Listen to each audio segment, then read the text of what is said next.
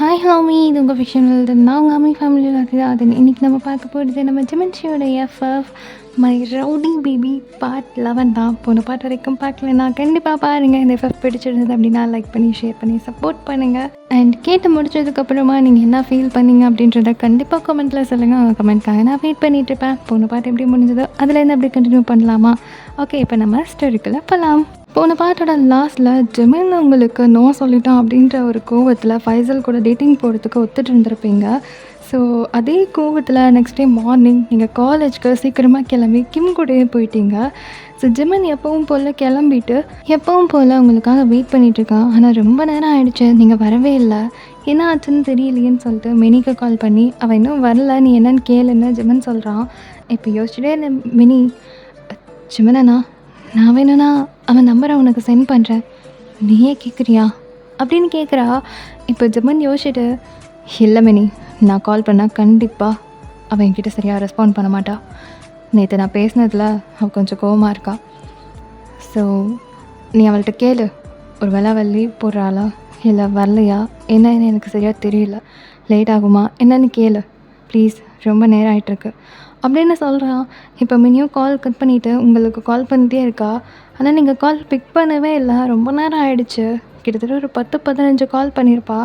ஆனாலும் நீங்கள் காலை பிக் பண்ணுற மாதிரியே தெரியலை.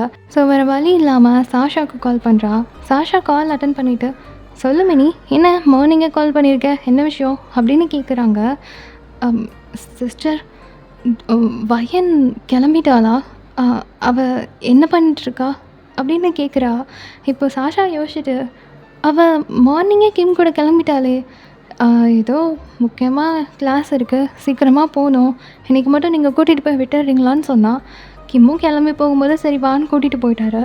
என்னாச்சு, நீ அவள்கிட்ட பேசலையா, அவள் எதுவும் சொல்லலையா உங்ககிட்ட, உனக்கு எதுவும் கிளாஸ் இல்லை அப்படின்னு கேட்குறாங்க.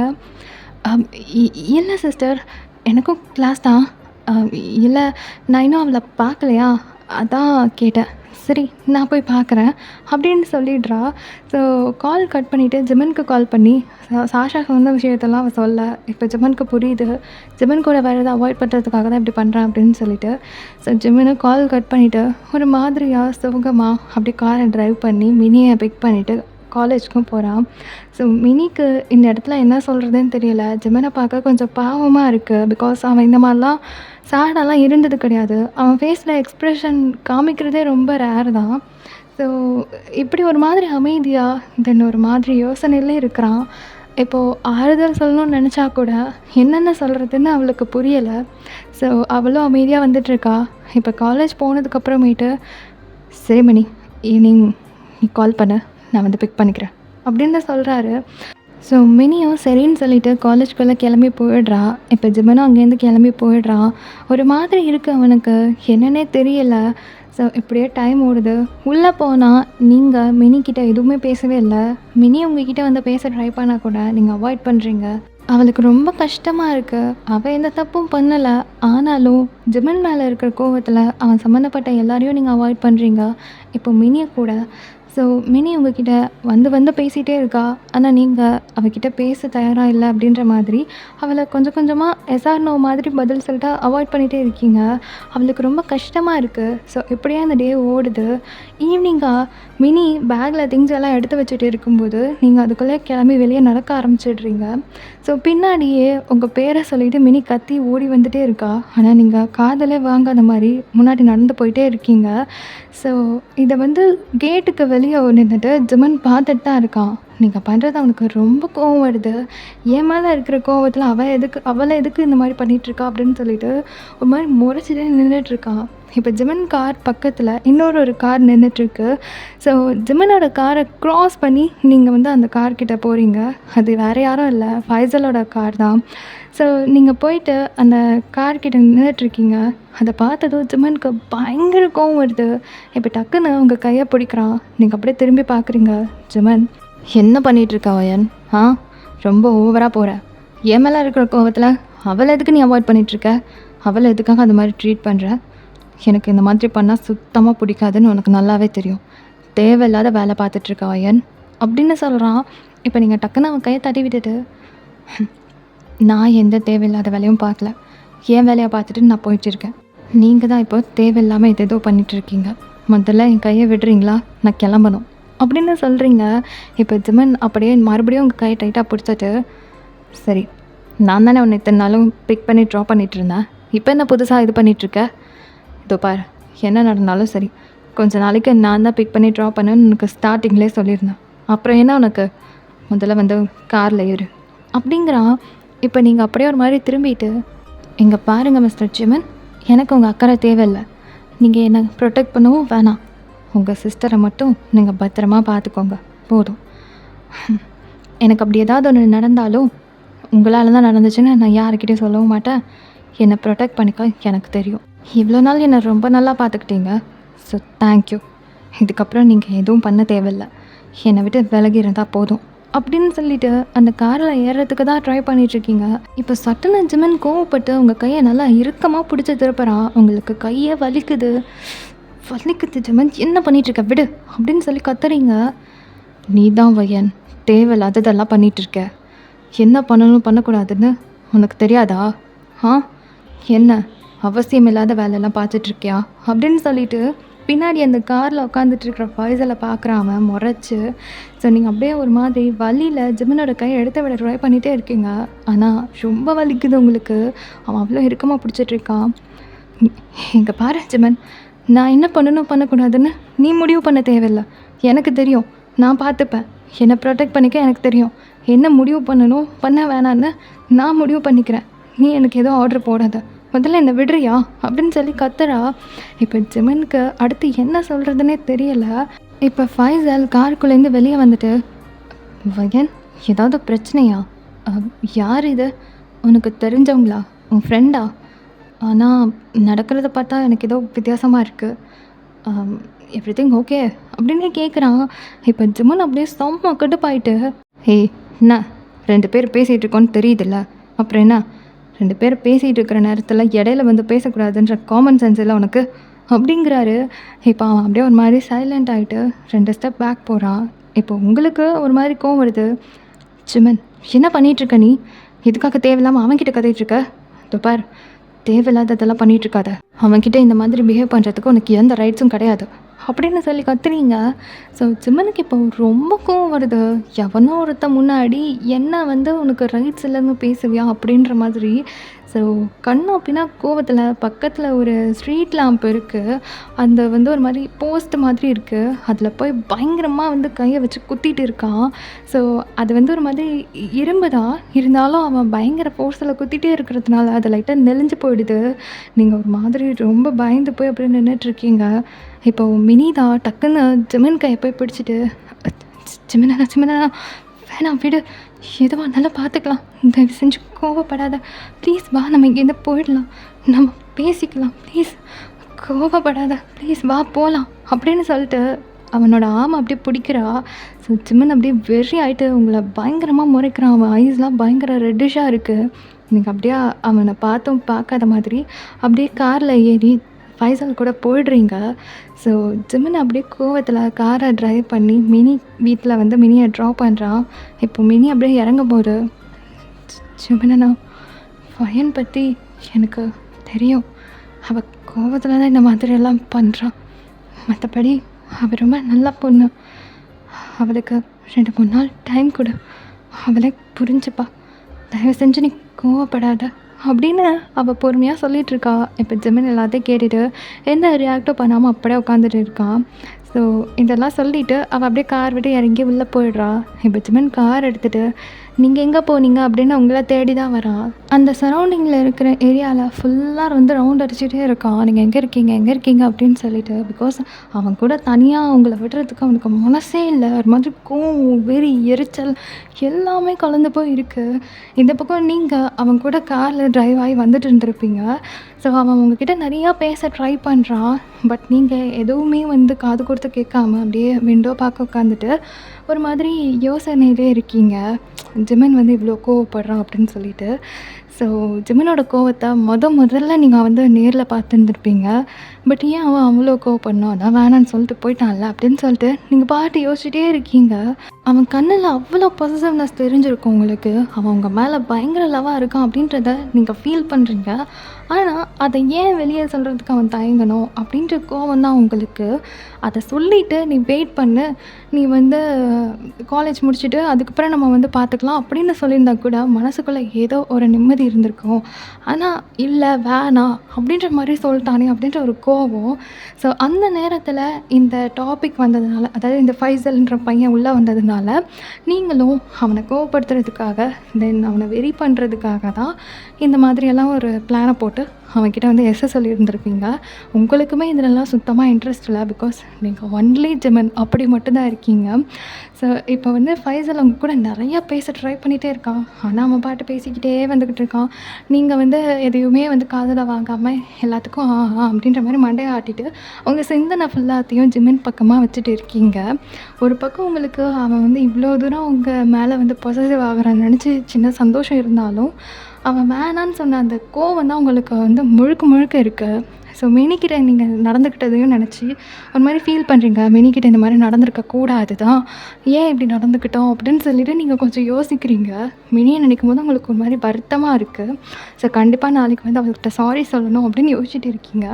இப்போ ஃபைசல் வந்து உங்கள ஒரு ரெஸ்டாரண்ட்க்கு கூட்டிட்டு போறான். அவனுமே ஒரு மாதிரி பெரிய பேக்ரவுண்ட் இருக்கிற ஃபேமிலி தான். ஸோ ஒரு லக்ஸரியான ரெஸ்டாரண்ட்டுக்கு தான் உங்கள கூட்டிட்டு போறான். அங்க பார்த்தீங்கன்னா, பயங்கர பெருசா இருக்கு. தென் அது போக ஒரு மாதிரி நெறைய காலியான டேபிள்ஸ் தான் இருக்கு. 1, 2 டேபிள்ஸ்ல தான் ஆள் இருக்காங்க. மேக்ஸிமம் யாருமே இல்ல. அது ஒரு மாரி டிரான்ஸ்பரண்ட் ரெஸ்டாரண்ட்டா தான் இருக்கு. பார்க்க ரொம்ப அழகா இருக்கு. இப்ப நீங்க என்ட்ரன்ஸ்லயே நின்னுட்டு உள்ள போறதுக்கு ஒரு மாரி தயங்குறீங்க. பிகாஸ் அது ரொம்ப பெரிய இடமா இருக்கு. ரொம்ப லக்ஸரியா இருக்கு அப்படின்றதுனால. ஸோ ஃபைசல் கார வந்து பார்க் பண்ணிட்டு, "வா வயன் போலாம் உள்ள" அப்படின்னு சொல்லிட்டு உங்க கைய பிடிக்கிறான். நீங்க டக்குன்னு கைய எடுத்துட்டு, அப் "இல்ல இங்க வேணாமே, நம்ம வேற ஏதாவது இடத்துக்கு போலாமா?" அப்படின்னு கேட்குறீங்க. "ஏன் வயன்? இது உனக்கு பிடிக்கலையா? இந்த இடம் உனக்கு பிடிக்கலையா?" அப்படின்னு சொல்லி கேட்குறான். "அ அ அதுக்கு இல்ல. இது ரொம்ப அ லக்ஸரியா தெரியுது. அதான்" அப்படின்னு சொல்லி சொல்றீங்க. அவன் லைட்டா சிரிச்சுட்டு, "அதெல்லாம் ஒண்ணும் இல்ல. நான் பார்த்துக்கிறேன் வா" அப்படின்னு சொல்லிட்டு உங்கள கூட்டிட்டு போறான். ஸோ நீங்களும் போக மனசே இல்லாம தான் உள்ள போறீங்க. உங்களுக்கு அந்த இடம்லாம் அந்த அளவுக்கு பிடிக்கல. ஸோ நீங்க அப்படியே போய் ஒரு சேர்ல உட்கார்றீங்க. உங்களுக்கு ஆப்போசிட்ல வந்து அவன் உட்காந்துட்டு இருக்கான். ஸோ நீங்க அப்படியே ஒரு மாரி சுத்தி முத்தி பார்த்துட்ருக்கீங்க. ரொம்ப பெரிய ரெஸ்டாரண்ட்டா இருக்கு. தென் நெறையா லைட்டிங் ஒர்க்ஸ் அது இதுன்னு சொல்லிட்டு எல்லாமே பயங்கரமா இருக்கு.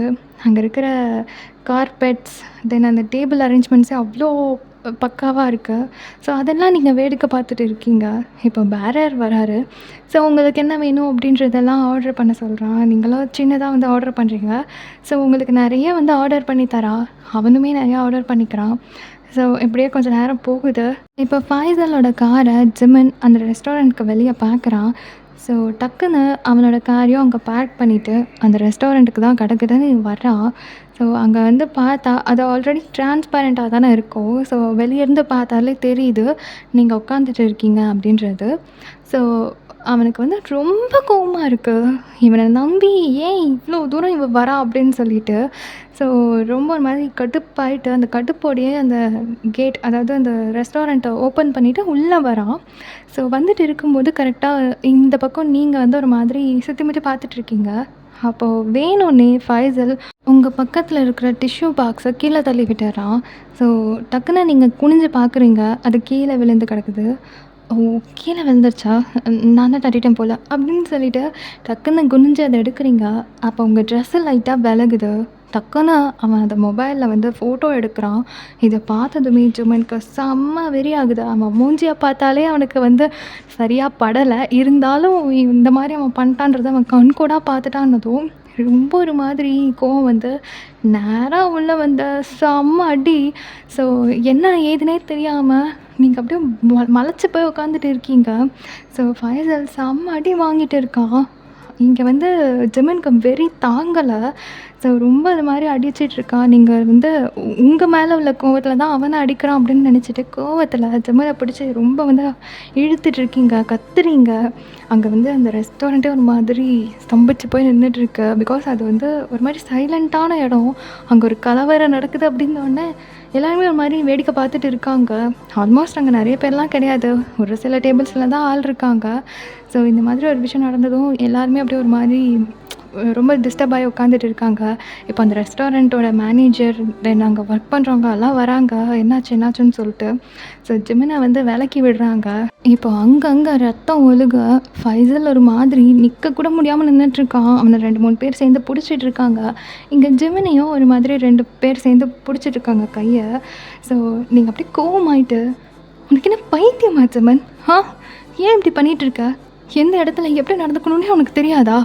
ஏன் இப்படி மிருகம் மாதிரி நடந்துட்டு இருக்க அப்படின்னு சொல்லி கத்துறீங்க. இப்போ ஜிமன் கையை 2 பேர் பிடிச்சிட்டு இருந்திருப்பாங்கல்ல. ஸோ அந்த பிடிச்சிட்டு இருந்தவங்களை வந்து டக்குன்னு உதறி விடுறான் கையை. ஸோ அவங்க கையை விட்டுடுறாங்க. இப்போ கோவமாக உங்கள் பக்கத்தில் வந்துட்டு அப்படின்னு பொலிச்சுன்னு விழுகுது. நீங்கள் அப்படியே கண்ணெல்லாம் கலங்கி போய் கன்னத்தில் கை வச்சு நின்றுட்டுருக்கீங்க. நீ எல்லாம் பட்டா தாண்டி திருந்துவ. துபார், இப்போவும் சொல்கிறேன், நீ நினைக்கிற மாதிரி அவன் ஒன்றும் அவ்வளோ நல்லவெல்லாம் கிடையாது. அவன் ஒரு பொறுக்கி. தேவையில்லாமல் நீ போயிட்டு ஏதாவது பிரச்சனையில் மாட்டிக்காத. ஒழுங்காக சொல்கிறேன், வந்துடு, நான் வீட்டில் கூட்டிகிட்டு போய் விட்டுடுறேன் அப்படிங்கிறான். இப்போ நீங்கள் அப்படியே உங்கள் கண்ணெல்லாம் தொடச்சிட்டு, அவன் எப்படிப்பட்டவனா இருந்தாலும் உனக்கு என்ன வந்துச்சு? அது ஏன் பிரச்சனை, நான் பார்த்துப்பேன். உனக்கு யாராவது கேட்டாங்களா? நான் தான் உனக்கு யாரான்னு ஆயிடுச்சுல்ல, அப்புறம் என்ன? எதுக்கு உனக்கு தேவையில்லாத இந்த அக்கறை எல்லாம்? இங்கே பார், நீ தேவையில்லாத வேலையெல்லாம் பார்த்துட்டு இருக்காத, புரிஞ்சுதா? என் மேலே அவனுக்கு கோவன்றதுக்காக மறுபடியும் நீ அவனை இன்சல்ட் பண்ணிகிட்ருக்க. உனக்கு என்ன கோவமாக இருந்தாலும் அதை காமிக்கிறது என்கிட்ட மட்டும் காமி, என்னை சம்மந்தப்பட்டவங்க கிட்ட காமிக்கிற ரைட் உனக்கு கிடையாது அப்படின்னு நீங்கள் சொல்கிறீங்க. இப்போ ஜிமன் ரொம்ப கோவமாக இருக்கான். அங்கே சுற்றிமுற்றி அவ்வளோ பேர் இருக்காங்க. ஆனால் நீங்கள் இப்போவும் அவனை இன்சல்ட் பண்ணுற மாதிரி தான் பேசுகிறீங்க. ஸோ அவன் அப்படியே முறைச்சிட்டே நின்றுட்டுருக்கான். ஜிமன் வரும்போதே ஜேகேவுக்கு கால் பண்ணிட்டு தான் வந்திருப்பான். ஸோ லொக்கேஷனையும் அவனுக்கு ஷேர் பண்ணி விட்டுருப்பான். இப்போ ஜேகேவும் அந்த இடத்துக்கு வந்துடுறான். இங்கே என்ன நடந்திருக்குன்னு ஜேகேவால் ஓரளவு கெஸ் பண்ண முடியுது. ஃபைசல் மேலே ஜேகேவுக்கு பயங்கர கோவம். பிகாஸ் ஜிமன் மனசில் என்ன இருக்குது அப்படின்றத ஜேகேக்கிட்ட அவன் நல்லாவே சொல்லியிருந்திருப்பான், ஷேர் பண்ணியிருந்திருப்பான். இப்போது அது எல்லாம் தெரிஞ்ச ஜேகேவுக்கு இந்த மாதிரி இங்கே ஒன்று நடந்துகிட்டு இருக்குது, நீங்கள் தப்பாக வந்து ஒரு ரூட்டில் போயிட்டுருக்கீங்கன்னு தெரிஞ்சதும் உங்கள் மேலேயுமே ஜேகேவுக்கு வருத்தம் இருக்குது. ஸோ ஜிமன் கையை பிடிச்சிட்டு, டே என்னாச்சுடா, ஏன்டா அவசரப்படுற, ஏன்டா கை நீட்டுற, நம்ம பேசிக்கலாம்டா அப்படின்னு சொல்கிறான். இப்போ ஜிமன் ஒரு மாதிரி வெறி ஆகிட்டு, இவெல்லாம் பட்டாதாண்டா திருந்துவா, இவளுக்கெல்லாம் சொல்லி ஒன்றுமே புரிய வைக்க முடியாது, வா போகலாம் அப்படின்னு சொல்லிட்டு ஜேகேவை கூட்டிகிட்டு அங்கேருந்து கிளம்பிடுறாரு ஜிமன் ஒரு கோபத்தில். ஸோ இந்த இடத்துல உங்களுக்குமே ரொம்ப கஷ்டமாக இருக்குது. இப்போது ஃபைசலை கூட்டிகிட்டு நீங்கள் வந்து ஹாஸ்பிட்டலுக்கு போகிறீங்க. பிகாஸ் அவன் நல்லா அடிச்சிருப்பான். ஃபைசலால் நடக்கக்கூட முடியல சரியா. ஸோ உங்கள் ஷோல்டரில் கையை போட்டு அப்படியே தொங்கிட்டே வரான். நீங்கள் தான் அவனை க்ரிப் பண்ணி பிடிச்சி கூட்டிகிட்டு போகிறீங்க. ஸோ இப்போ அப்படியே டைம் போகுது. இங்கே ஜிமனுக்கு ஒரு மாதிரி வெறி ஆகுது. நீங்கள் எப்போ வீட்டுக்கு வருவீங்க அப்படின்ற மாதிரி தான் உட்காந்துட்டு இருக்கான். அவன் இன்னுமே எங்கேயுமே ஆஃபீஸ் போகல, வீட்டுக்கு போகல, எங்கேயுமே போகல. அவங்க ஸ்ட்ரீட் கார்னரில் அந்த காரில் வந்து அப்படியே உட்காந்துட்டே இருக்கான். எப்போ உங்கள் கார் வந்து உள்ளே என்டர் ஆகும், எப்போ உங்களை வந்து கூட்டிகிட்டு வந்து அவன் விடுவான் அப்படின்ற மாதிரி தான். ஸோ அவனுக்கு ஒரு மாதிரி டென்ஷனாக ஆகுது. உங்களை வந்து இன்னொருத்தன் கையில் கொடுத்துட்டு இந்த மாதிரி இருக்கிறதே அவனுக்கு பிடிக்கல. ஆனால் உங்களுக்கு அதை புரிஞ்சிக்க முடியலையேன்னு அவனுக்கு அவ்வளோ கோவம். இந்த பக்கம் நீங்கள் ஃபைசலாக ஹாஸ்பிட்டல் கூட்டிகிட்டு போயிட்டு அவனுக்கு கட்டெல்லாம் போட்டு இன்ஜெக்ஷன்லாம் போட்டு எல்லாம் முடித்து மெடிசன்ஸ்லாம் வாங்கிட்டு அப்படியே காரை ட்ரைவ் பண்ணி வந்துட்டுருக்கீங்க. வயன், எனக்கு ஒரு ஹெல்ப் பண்ணுறியா அப்படின்னு கேட்குறான். சொல்லு ஃபைசல், என்னாச்சு அப்படின்னு சொல்கிறீங்க. இல்லை, இந்த நிலமையில் என் வீட்டுக்கு போனேன்னா அது சரியாக வராது, தேவையில்லாத பிரச்சனையாகும். நான் உனக்கு ரூட் சொல்கிறேன், அதுபடி நீ ட்ரைவ் பண்ண. இங்கே என்னோடய கெஸ்ட் ஹவுஸ் ஒன்று இருக்குது, அங்கே நான் இன்றைக்கி நைட்டை ஸ்டே பண்ணிக்கிறேன் அப்படின்னு சொல்கிறான். அவனுக்கு ஏதோ முடியாத மாதிரியே பேசுகிறான். ஸோ நீங்களும், அண்ணா நீ எப்படி தனியாக இருப்ப, நீ தனியாக இருந்தால் உனக்கு ஓகே தானா அப்படின்னு கேட்குறீங்க. இல்லை, எனக்கு பிரச்சனை இல்லை, வாட்ச்மேன் இருப்பார், நான் பார்த்துக்கிறேன், என்னை அங்கே மட்டும் கொஞ்சம் கூட்டிகிட்டு போய் விட்டுறியா அப்படின்னு சொல்லி கேட்குறான். நீங்களும் ஓகே அப்படின்னு சொல்லிவிட்டு அவன் சொல்கிறபடியே காரை ட்ரைவ் பண்ணுறீங்க. கொஞ்சம் லாங்காகவே போயிட்டு இருக்குது. ஸோ ஒரு வழியாக நீங்கள் ட்ரைவ் பண்ணி அவன் சொல்கிற வீட்டுக்கும் போகிறீங்க. வாட்ச்மேன் வந்து டோரை ஓப்பன் பண்ணுறாரு. காரை உள்ளே என்டர் பண்ணுறீங்க. ஒரு பெரிய கெஸ்ட் ஹவுஸ் தான் அது. ஸோ நீங்கள் அப்படியே காரை ட்ராப் பண்ணிவிட்டு உங்கள் பேக்கை எடுத்துகிட்டு அப்படியே இந்த பக்கம் டோரை ஓப்பன் பண்ணி ஃபைசலை வந்து கைப்பிடிச்சி இறக்கி விடுறீங்க. அவன் ஒரு மாதிரி ரொம்ப கை காலெல்லாம் வலி தாங்க முடியாத மாதிரி எக்ஸ்ப்ரெஷன்லாம் கொடுத்துட்டு அப்படியே இறங்குறான். அப்படியே நீங்கள் பொறுமையாக அவனை கை தாங்கல்ல உள்ளே கூட்டிகிட்டு போகிறீங்க. ஸோ அவன் கீ எடுத்து தரான். நீங்கள் ஓப்பன் பண்ணுறீங்க. உள்ளே போயிட்டு ஹாலில் இருக்கிற சோஃபாவில் அவனை உட்கார வைக்கிறீங்க. கீழே ஹால் வந்து ஒரு மாதிரி நீட்டாக அழகாக தான் இருக்குது. ஸோ நீங்கள் அப்படியே உட்கார வச்சுட்டு தண்ணி எடுத்துகிட்டு வந்து அவனுக்கு கொடுக்குறீங்க. அவனும் எடுத்து குடிச்சிட்டு ரொம்ப தேங்க்ஸ் ஓயன் அப்படிங்கிறான். இப்போ நீங்கள் அப்படியே ஒரு மாதிரி பாவமாக அவனை பார்த்துட்டு ரியலி சாரி ஃபைசல், இப்படியெல்லாம் நடக்கும்னு நான் யோசிக்கவே இல்லை. எல்லாம் என்னால் தான். தயவு செஞ்சு என்னை மன்னிச்சிடு அப்படின்னு சொல்கிறீங்க. ஐயோ ஓயன், இதுக்கு நீ எப்படி பொறுப்பாக முடியும்? நீ ஏன் சாரி கேட்குற? இதெல்லாம் ஏதோ நடக்கணும்னு இருந்துருக்கு, நடந்துருச்சு, ஒன்றும் பண்ண முடியாது, விடு அப்படின்னு சொல்கிறான். இப்போ நீங்கள் வந்து ஒரு மாதிரி பாவமாக அவனை பார்த்துட்டு சரி ஃபைசல், ரொம்ப லேட் ஆகிடுச்சு, நான் இங்கேருந்து கிளம்புறேன், ரொம்ப லாங்கில் வேற போகணும் அப்படின்னு சொல்கிறீங்க. இப்போ அவன் அப்படியே யோசிச்சுட்டு வயன், எனக்கு ஒரே ஒரு ஹெல்ப் பண்ண முடியுமா அப்படின்னு கேட்குறான். சொல்லு ஃபைசல், எதுவாக இருந்தாலும் சொல்லு அப்படின்னு சொல்லி நீங்கள் பொறுமையாக கேட்குறீங்க. இல்லை, எனக்கு ரொம்ப தலைவலிக்குது, ஒரே ஒரு காஃபி மட்டும் எனக்காக போட்டு தர முடியுமா? எனக்கு ரொம்ப முடியலை, நான் ரூமில் போய் படுக்கிறேன், எனக்கு காஃபி மட்டும் போட்டு தரியா அப்படின்னு சொல்லி கேட்குறான். இப்போ உங்களுக்கு ஒரு மாதிரி தயக்கமாக தான் இருக்குது. சரி, இருந்தாலும் இந்த இடத்துல நோன்னு சொல்லவும் முடியலை. சரி, ஓகே, நான் போட்டு தரேன் அப்படின்னு சொல்லிட்டு கிச்சன் எங்கே இருக்குதுன்னு கேட்டுட்டு அங்கே போகிறீங்க. ஸோ அவன் பொறுமையாக எழுந்திரிச்சு அப்படியே அப்ஸ்டேர் ஏறி மேலே அவனோட ரூமுக்கு போயிடுறான். இப்போ நீங்கள் காஃபியை போட்டுட்டு அப்படியே அவனோட ரூமுக்கு எடுத்துகிட்டு போய் நாக் பண்ணுறீங்க. ஸோ அவனும் உள்ளே வா அப்படின்னு சொல்கிறான். இப்போ நீங்கள் வந்து அப்படியே பொறுமையாக டோரை ஓப்பன் பண்ணுறீங்க. அவன் பெட்டில் இல்லை. ஸோ அப்படியே தேடிக்கிட்டே வந்து ஃபுல்லாக டோரை ஓப்பன் பண்ணிவிட்டு அப்படியே உள்ளே நடந்து போகிறீங்க. பெட்டு பக்கத்தில் ஒரு சின்ன டேபிள் இருக்குது. அது மேலே வந்து காஃபி கப்பையும் அந்த டேப்லெட்டையும் வச்சுட்டு அப்படியே திரும்பி பார்க்குறீங்க. பெட்டோட சைடில் அப்படி நிறைய கேர்ள்ஸோட இன்னர்வியர்ஸ் அது இதுன்னு நிறைய கிடக்கு. ஸோ அதை பார்க்கும்போது உங்களுக்கு ஒரு மாதிரி செம்ம ஷாக்கிங்காக இருக்குது. நீங்கள் அப்படியே ஷாக் ஆகிட்டு திரும்புகிறீங்க. பார்த்தா ரூம் டோரை வந்து அப்படியே லாக் போட்டுட்டு அவன் ஒரு மாதிரி உங்களை பார்த்து ஸ்மெர்க் பண்ணிவிட்டு நின்றுட்டுருக்கான். ஸோ நீங்கள் அப்படியே ஒரு மாதிரி பயந்து போயிட்டு ஃபைசல், என்ன பண்ணிகிட்ருக்க நீ? நான் கிளம்புறோம், நகலு அப்படின்னு சொல்கிறீங்க. இப்போ அவன் ஒரு மாதிரியாக உங்களை பார்த்து ஸ்மெர்க் பண்ணிவிட்டு என்ன வயன், அதுக்குள்ளே இங்கேருந்து போகணுமா? உனக்காக இவ்வளோ அடி வாங்கியிருக்கேன், எனக்காக நீ கொஞ்சம் ட்ரீட்மெண்ட் கொடுத்துட்டு போகிறது அப்படிங்கிறா. இப்போ நீங்கள் அப்படியே அவனை பார்த்து முறைக்கிறீங்க. ரொம்பலாம் வேணாம் வயன், ஜஸ்ட்டு 1 hour நீ கோஆப்ரேட் பண்ணனா நானே உன்னை கூட்டிகிட்டு போய் வீட்டில் விட்டுறேன், என்ன ஓகேயா அப்படிங்கிறான். இப்போ நீங்கள் அப்படியே ரொம்ப ஒரு மாதிரி பயந்துட்டு அவனை பார்த்து முறைச்சிட்டு இருக்கீங்க. அவங்க கண்ணெல்லாம் கண்ணீர் நிரம்புது. ஸோ ரொம்ப பயப்படுறீங்க. பாரு ஃபைசல், நீ பண்ணுறது தப்பு, ஒழுங்க மரியாதையாக வழியை விடு, நான் கிளம்பணும் அப்படின்னு சொல்கிறீங்க.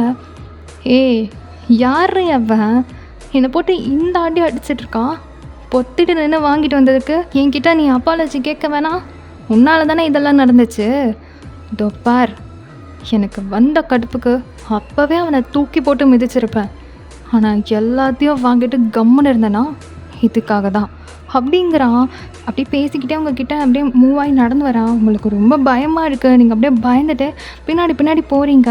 அங்கே வந்து நிறையா ஒரு மாதிரி துணியாக கிடக்குது. அதெல்லாம் பார்க்குறதுக்கு உங்களுக்கு ரொம்ப ஒரு மாதிரி ஆக்வர்டாக இருக்குது.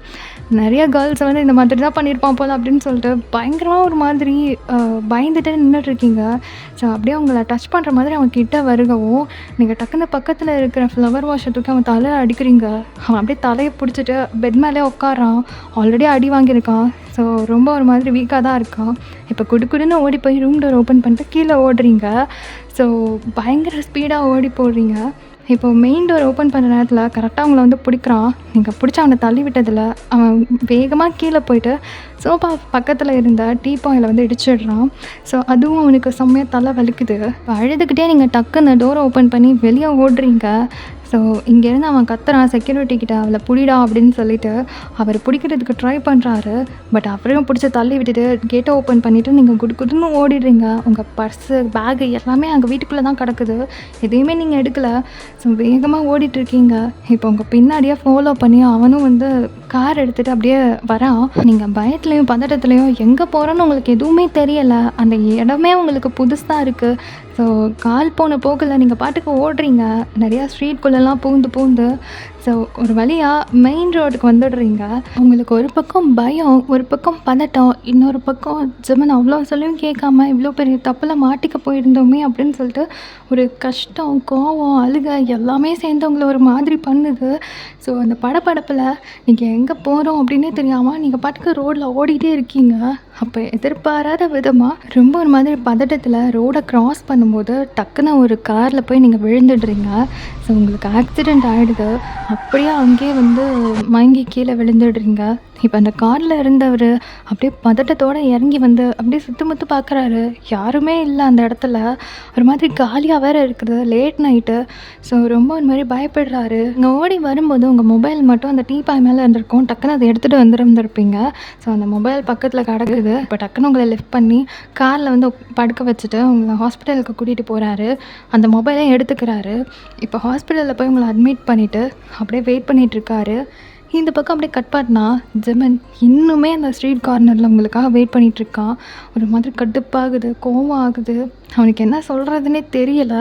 இப்போ அவனோட மொபைலுக்கு ரிப்பீட்டடாக கால் வந்துகிட்டே இருக்குது. அவன் கால் பார்க்குறான், ஏதோ அன்னோன் நம்பர். அவனுக்கு இந்த டென்ஷனில் அந்த அன்னோன் நம்பர் யார், என்ன ஏதுன்னு எடுத்து கேட்குறதுக்கு கூட அவனுக்கு யோசனை இல்லை. அவன் பாட்டுக்கு மொபைலை ஓரமாக போட்டுட்டு யோசிச்சுட்டே இருக்கான், நீ எப்போ வருவேன் அப்படின்னு சொல்லிட்டு. பட் அந்த கால் ரிப்பீட்டடாக வந்துகிட்டே இருந்ததுனால ஒரு கடுப்பில் அப்படியே காலை பிக் பண்ணுறான். ஹலோ, யார் இது, என்ன வேணும், எதுக்கு இப்போ திருப்பி திருப்பி கால் பண்ணிகிட்டு இருக்கீங்க? ஒரு தடவை கால் பிக் பண்ணலன்னா ஏதாவது முக்கியமான வேலை இருக்காங்கன்னு தெரியாது அப்படின்னு சொல்லி கத்துறான். இந்த பக்கம் உங்களை ஆக்சிடெண்ட் பண்ணியிருப்பார் இல்லையா அந்த மனுஷன், hello sir, sorry for the disturbance.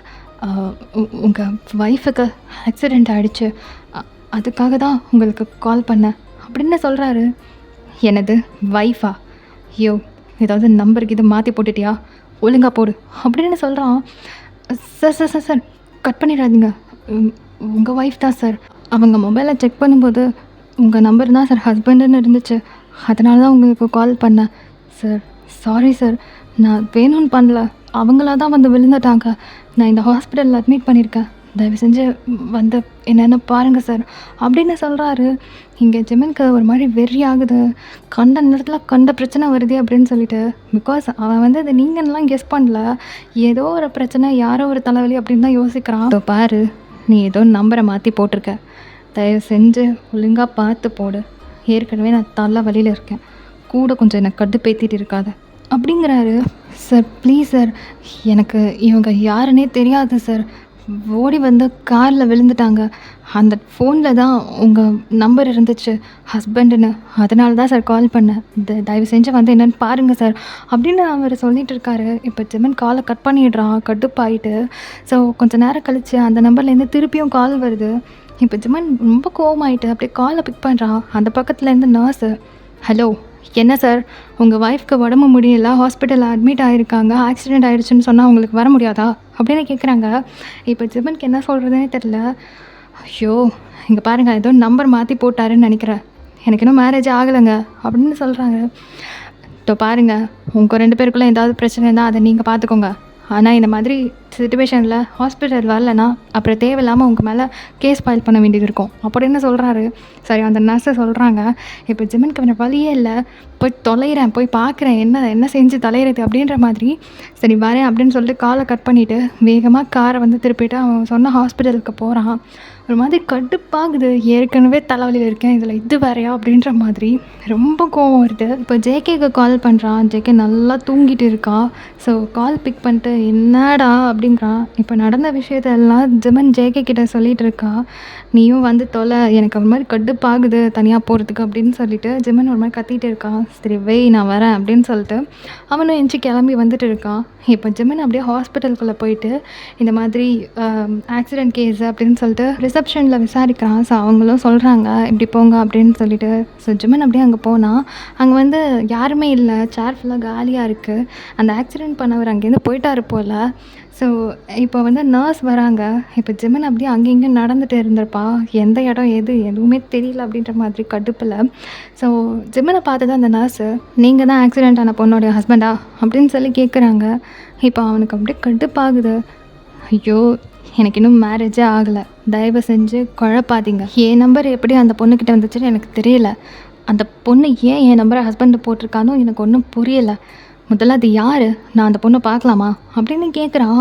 இப்போது அந்த நர்ஸும் டக்குன்னு மொபைலை எடுத்துகிட்டு வந்து ஜெமின் கையில குடுத்துட்டு, வெளிய அந்த டோருக்கு வெளிய நின்னு பாருங்க அப்படின்ற மாரி சொல்லிட்டு உள்ள போயிடுது. ஸோ ஜெமின் வந்து கையில மொபைலை வாங்கிட்டு அப்படியே உள்ள வந்து கரெக்ட்டா பார்க்குறான். மொபைல பார்த்ததுமே அவனுக்கு பாதி ஷாக்கு.